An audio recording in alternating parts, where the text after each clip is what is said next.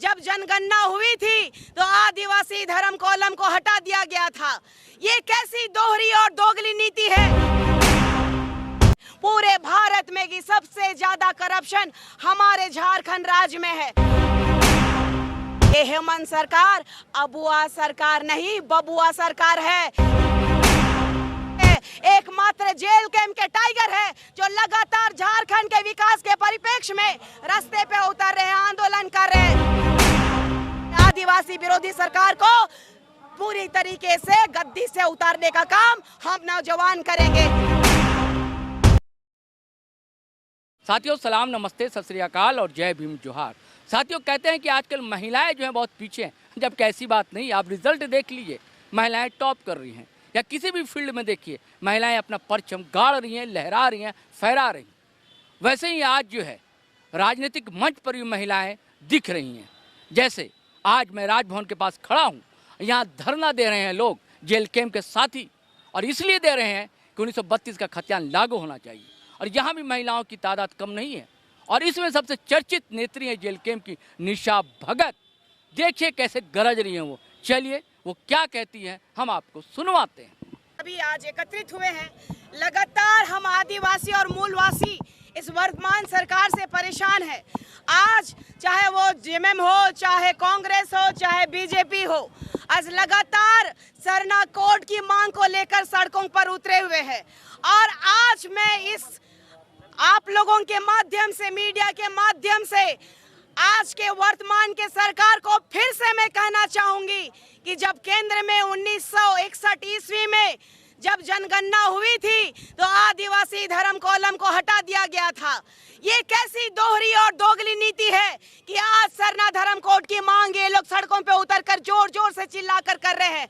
1961 के जनगणना के बाद जब आदिवासी धर्म कॉलम हटा दिया गया था तो ऐसी कौन सी मजबूरी थी कांग्रेस के पास कि वो लोग विदेशी धर्म के ईसाई धर्म को उन लोगों ने कॉलम देना जरूरी समझा। लेकिन आदिवासियों को दरकिनार करने का काम इसी कांग्रेस सरकार ने किया। और आज लगातार हम देख रहे हैं पूरे भारत में की सबसे ज्यादा करप्शन हमारे झारखंड राज्य में है। आज पेशा कानून एक्ट लागू नहीं होने देना चाह रहे हैं आज राज्य के मुख्यमंत्री। आज हमारे पूरे झारखंड के आदिवासी और मूलवासी इस विश्वास के साथ में मुख्यमंत्री के पद पे हेमंत सोरेन जी को बैठाया था कि आदिवासियों का, मूलवासियों का एक हितैषी और सुनियोजित कर विकास का कार्य किया जाएगा। लेकिन ये सरकार चोर है, बेईमान है, फरेबी है। ठीक कहते हैं लोग, ये हेमंत सरकार अबुआ सरकार नहीं, बबुआ सरकार है।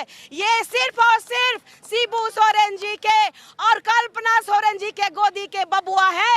ये झारखंड के बेटों के, झारखंड के माटी के कहलाने लायक ये बेटे नहीं है। अगर झारखंड के हितैषी होते तो झारखंड के परिप्रेक्ष्य में लगातार कार्य करने का काम करते।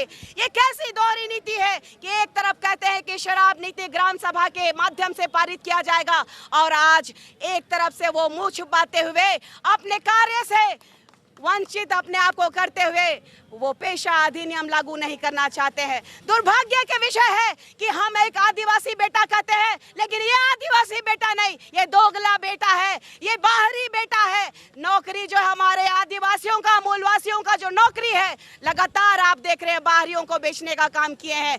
आज सबसे ज्यादा हमारे होटवार जेल में देख लीजिए आईएएस अधिकारी लोग करप्शन में है। ये शराब नीति हो, चाहे वो शिक्षा नीति हो, चाहे झारखंड के विकास का पैसा हो, लगातार लुटते जा रहे हैं। आज आदिवासी लोग कान मुंह बंद करके बैठे हुए एकमात्र जेल कैंप के टाइगर है जो लगातार झारखंड के विकास के परिप्रेक्ष्य में रास्ते पे उतर रहे हैं, आंदोलन कर रहे हैं।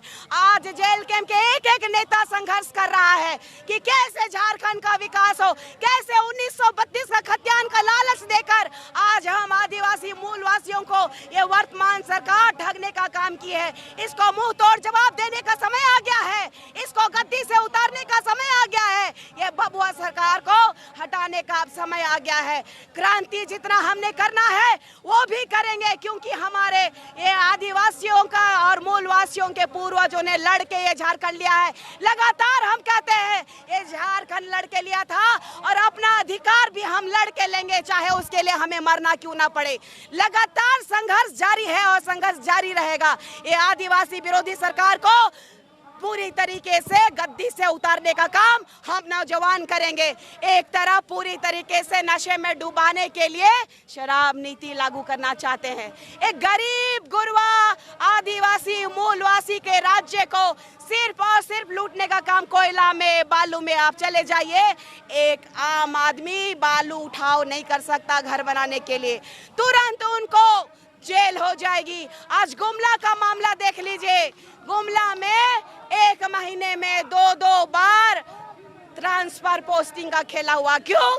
क्योंकि बालू का उठाव रोकने पे प्रशासनिक पदाधिकारियों को ट्रांसफर कर दिया जा रहा है। अब गिरिडीह में देख लीजिए, विकास के नाम पे, स्टेडियम के नाम पे वहां के खतियानधारियों का जमीन किस तरीके से लूटा जा रहा है। स्टेडियम बना था कहीं और कहीं और बन रहा है। बेंगाबाद का न्यूज है।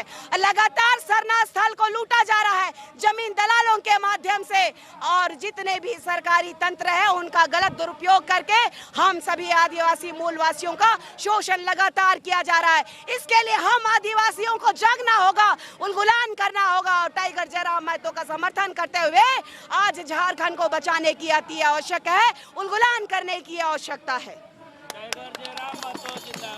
साथियों, आपने निशा भगत को सुना, गुमला से आई हैं ये। बताइए, गुमला सिमडेगा का इलाका, वहाँ से यहाँ पहुँची हैं रांची सिर्फ इसलिए कि 1932 का खतियान in any how in any cost लागू होना चाहिए। आपने सारी बातें सुनी, हम हमें आज्ञा दीजिए, इजाज़त दीजिए। लेकिन जाने से पहले साथियों फिर वही आग्रह और गुजारिश करना चाहूँगा कि अगर आपने हमारा चैनल सब्सक्राइब नहीं किया है तो ज़रूर कर लें, और सब्सक्राइब कर लिया है साथियों तो ज्वाइन बटन दबाना हरगिज़ ना भूलें, और हमारा वीडियो धड़ाधड़ फटाफट खटाखट शेयर करें, लाइक करें, कमेंट करें और आज्ञा दें, इजाज़त दें।